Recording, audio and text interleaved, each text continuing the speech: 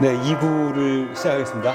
2부에서는 1부와는 좀 다른 결의 이야기를 하려고 합니다. 이제 2020년, 작년이죠. 작년 7월 말 코로나임에도 불구하고 한국일보와 더불어서 비주얼 히스토리 앤 컬처 오브 코리아라는 프로젝트를 시작을 하셨는데 간략하게 그건 어떤 프로젝트인지 좀 독자들 위해서 얘기를 해주시죠. 예, 이 우리 민족의 역사와 문화를 기록하는 일을 하고 있습니다. 왜 이것이 중요하다고 생각하냐면은 첫째로 이제 저의 정체성이 또 미국에서 태어난 제 아들들의 정체성이 우리 문화와 역사인데 한국 문화와 역사는 수도 없이 많은 도전을 받아왔어요.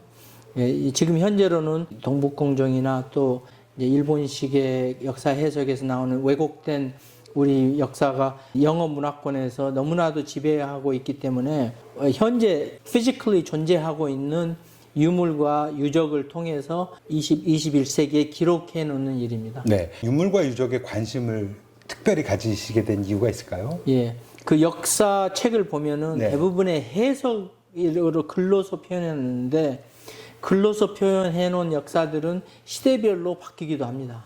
예, 그렇지만 이제 이 포토 저널리즘에서 트레이닝을 받은 제 눈으로 사실을 확인한 내용을 사진으로 촬영해 놨을 때는 영원히 아무도 그 내용을 부정할 수 없는 증거가 됩니다. 아까 일부에서 얘기하셨던 사실을 왜곡하거나 변형하거나 이런 게 아니라 있는 그대로 그렇죠. 담아내는 그 정신이 우리 역사에도 적용이 됐을 때 결국은 유적을 있는 그대로 담아내서 기록적인 천에서 남기는 것이 어떻게 보면 가장 정확한 해석 방법이 아니겠느냐. 그렇죠. 이렇게 생각을 하셨다고 이해를 해도 될까요? 인터넷 시대에서는 다른 민족이나 다른 조직이 올려놓은 내용들을 우리가 지울 수 없습니다.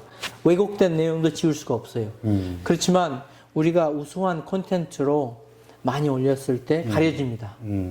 제가 하는 일은 이 잡초를 뽑는 것보다는 좋은 씨를 많이 뿌려서 잡초를 가리는 일이다. 이렇게 뭔가 잘못되어 있는 부분들을 그걸 바로 잡아가지고 다 고치는 것보다는 차라리 네거티브한 방식이 아니라 포지티브하게 자랑할 게 이렇게 많이 있는데 그거는 뭐 설명할 필요 없이 맨날 이것만 붙잡고 지워나가는 건 별 아닌 것 같다. 이런 생각을 하신 거군요.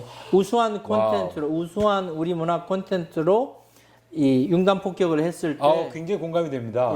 굉장히 그러한 공감됩니다. 왜곡된 내용들이 가려지게 됩니다. 지금 한 6개월 좀 넘어가고 있는 시점인데 좀 많이 좀 보셨어요? 어떠셨어요? 생각했던 내용보다 너무나 내용이 방대합니다. 더 많이 지금 이걸 기록을 해야겠다는 그런 사명감을 느끼고 있습니다. 네네. 뭐 자막으로 제가 보내드리겠습니다만 사이트가 있거든요. 그 관심 있는 분들 가셔서 꼭 한번 보시고 후원 계좌가 있습니다. 저는 이번에 준비하면서 굳이 무슨 후원 계좌까지 여셨나 궁금했는데 오늘 그 의문이 해소됐고 저도 적게나마 후원을 할 마음을 먹고 있는데 오늘 인터뷰를 좀 보시고 마음이 동하시는 분들은 아낌없이 성의를 표현해 주시면 고마울 것 같습니다. 이 작업이 그동안에 보셨을 때는 정부나 우리 뭐 많은 기관들이 있지 않습니까?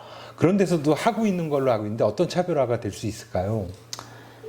제가 객관적으로 이 영어 문화권의 시각으로 한국의 역사를 기록하는 것은 객관적인 자료가 되지만 이 국가에서 이걸 했을 경우는 홍보가 되거든요. 그렇죠.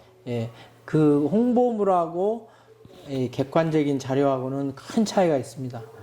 특히 이제 제가 기대하는 것은 영어 문화권의 사람들이 우리 문화에 대한 첫 인상을 제 사진을 통해서 갖기를 바라는데 이제 그 내용을 객관적으로 제가 내놔야지 그 신뢰성이 존재하는 것이지 국가에서 내놨을 때는 그래서 홍보물이지 이 객관적인 사실이 아닙니다. 이런 생각은 언제부터 이렇게 하시게 된 건가요? 제가 미국 주류 언론에서 이제 33년 근무하고 나왔는데 교육을 많이 받은 미국인들도 한국 역사에 대해서는 2차 대전 이후에 일본의 전 식민지로서 독립한 나라로만 알고 있지 그 전에 수천 년 동안 살아왔다는 그런 내용을 모르고 있습니다.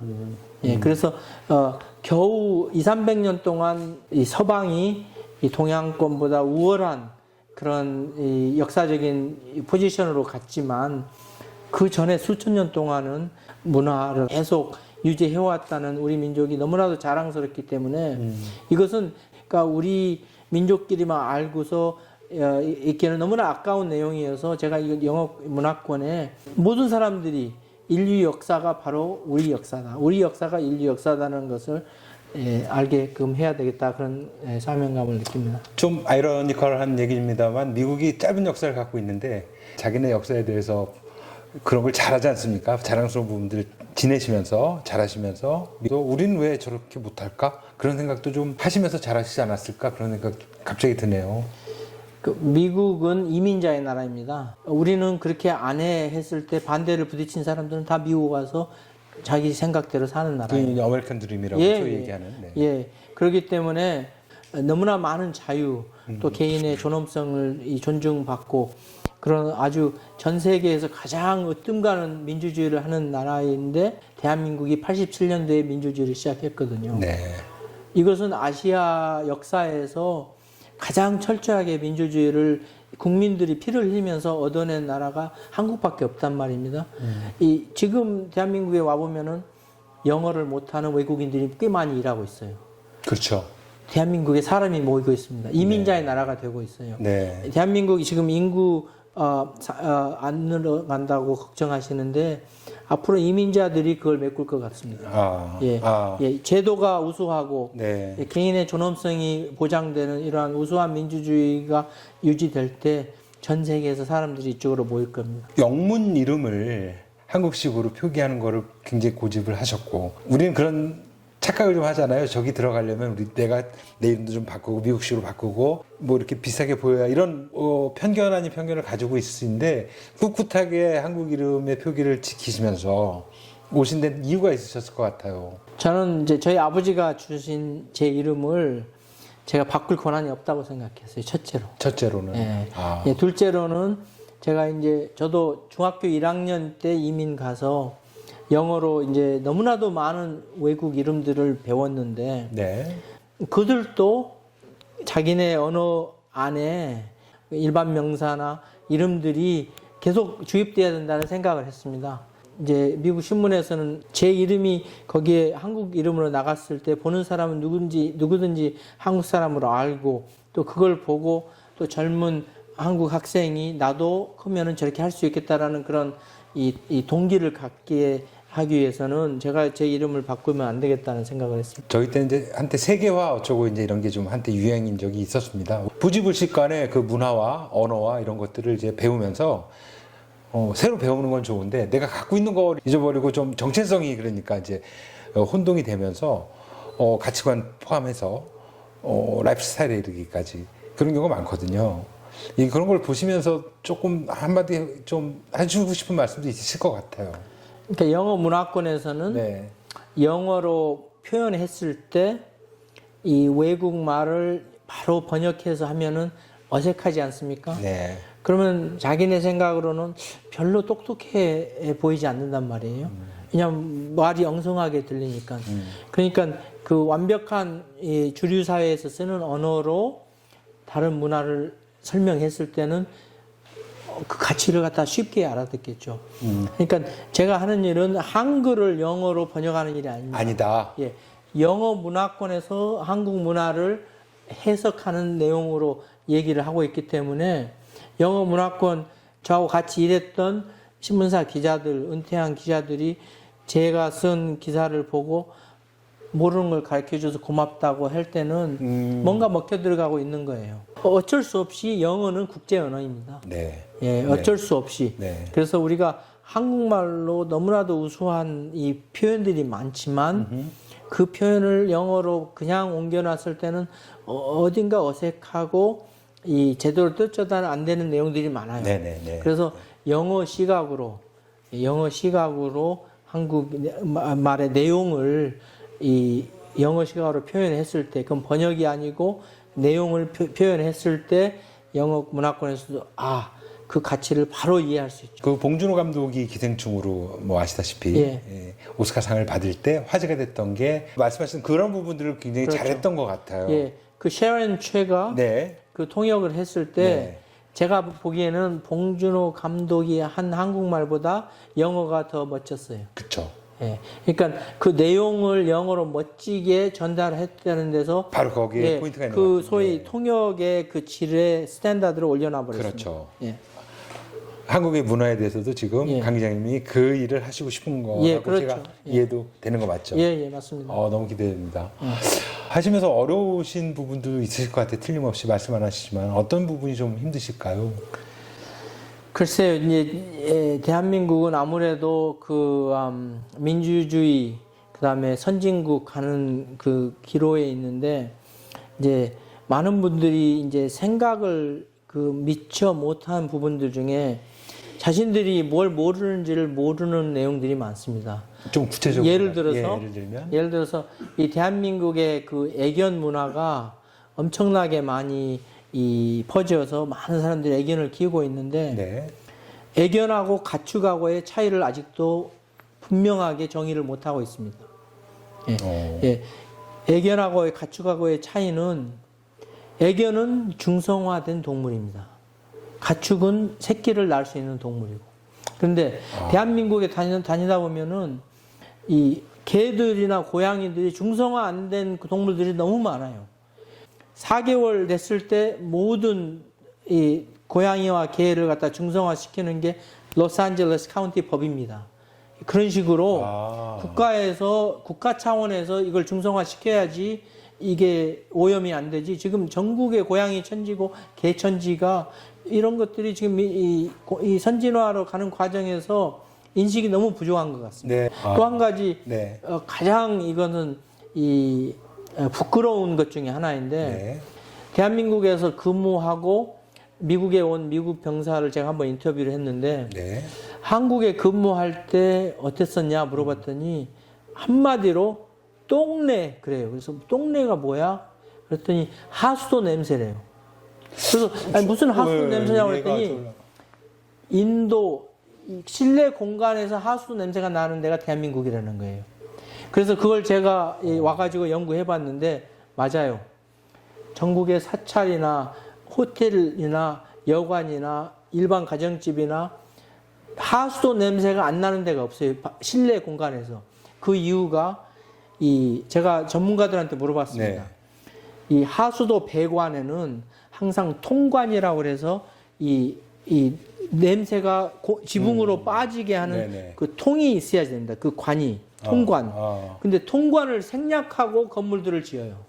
그러니까 이 하수도물이 내려갈 때 밑에 하수에서 공기가 올라오고 물은 내려가고 콸콸콸 소리 나면서 그래서 부엌에서 이 설거지를 해도 하수도에서 냄새가 올라오는 거예요. 그래서 그것은 아주 기계적으로 이미 그 Ptrap이라고 이렇게 구부러져 가지고 가운데 물이 항상 고여 있어서 공기가 안 올라오는 그런 기구가 이미 있고 건물마다 통관이 설치되어 있으면 냄새가 빠지고 그러는데 지금 대한민국에는 통관이 생략된 건물들이 너무 많습니다. 너무 많아요. 제가 새로 진 건물 한번 가서 숙박을 했는데 건물 안에서 하수 냄새가 나는 거예요. 새로 진 건물도 통관을 생략하고 지었기 때문에 그래서 이건 공사하시는 분들이 이 모든 배수 파이프에는 통관을 설치해야지만이 하수 냄새가 집 안으로 안 들어오고 밖으로 나간다는 거. 이것 때문에 이민 간 분도 있습니다. 제가 듣기로는 한국 아파트에 살면은 그 하수도 냄새 때문에 알러지가 생겨서 못 살고 이민 갔대요. 미국이나 캐나다에서는 실내 공간에서 하수도 공기가 들어올 수 없습니다. 없게 돼 있고. 예, 안 그러면 입주 허가가 안 나옵니다. 그래서 이거는 빨리 시정해야 될 문제라고 생각합니다. 네. 지금 현재 인식이랄까 제도랄까 뭐 법률이랄까 어떤 의식의 어떤 수준이겠죠. 결국 한마디로 얘기했을 때 그렇죠. 거기서 아직도 기준에 봤을 때는 좀 떨어지는 부분들이 분명히 보인다. 네. 아니 화장실 바닥에 왜 물기가 있어요? 물기가 있으면 사람들이 넘어지고 다칩니다.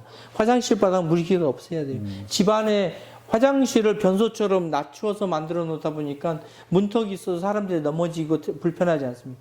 실내 화장실은 방바닥하고 똑같은 높이로 해서 사람들이 문턱이 없이 쉽게 들러나가는 그러한 소위 선진국 디자인이 필요한다고 생각합니다. 30년 전이나 지금이나 그게 변하지 않았다는 게 너무나 안타깝습니다. 네.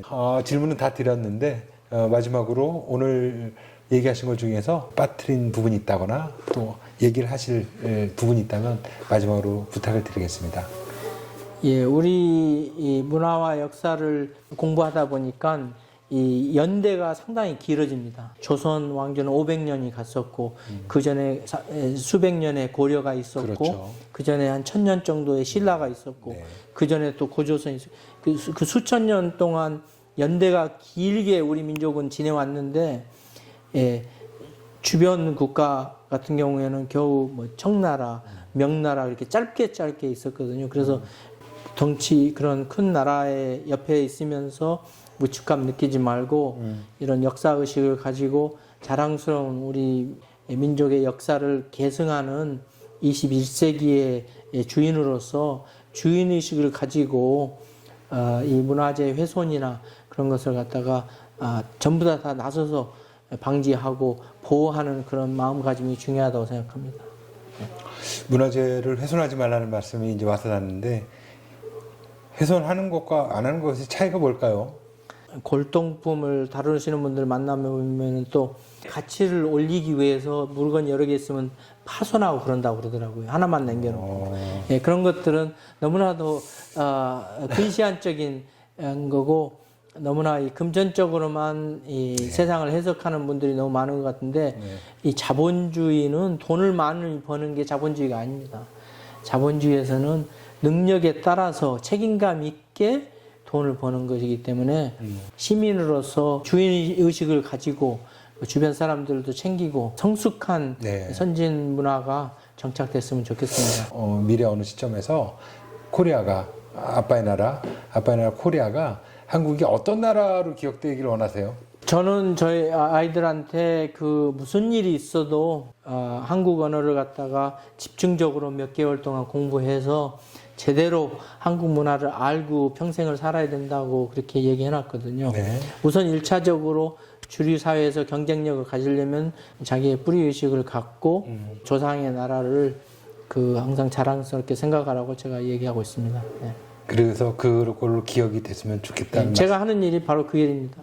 후세들이 이 자랑스럽게 생각할 우리 문화를 저는 영원히 제 사진으로서 보존하고자 지금 그 일을 하고 있습니다. 이민자로서 교포로서 굉장히 어려움이 많으셨을 테고 근데 말씀하셨다시피 이민자의 나라에서 이민자의 한 사람으로서 경쟁력을 가지셨고 그 경쟁력을 가지고 인정도 받으셨고 이제는 더 큰 비전과 더 큰 미션을 위해서 한 발 한 발 가는 모습을 보면서 뭐 개인적으로 굉장히 좀 부끄럽네요. 네, 저도 앞으로 좀 더 생각의 스케일을 좀 키우고 다른 각도에서 새로운 시각으로 저와 저 주변을 돌아볼 수 있게 해주셔서 너무나 감사드리고 고맙다는 말씀을 전하고 싶습니다.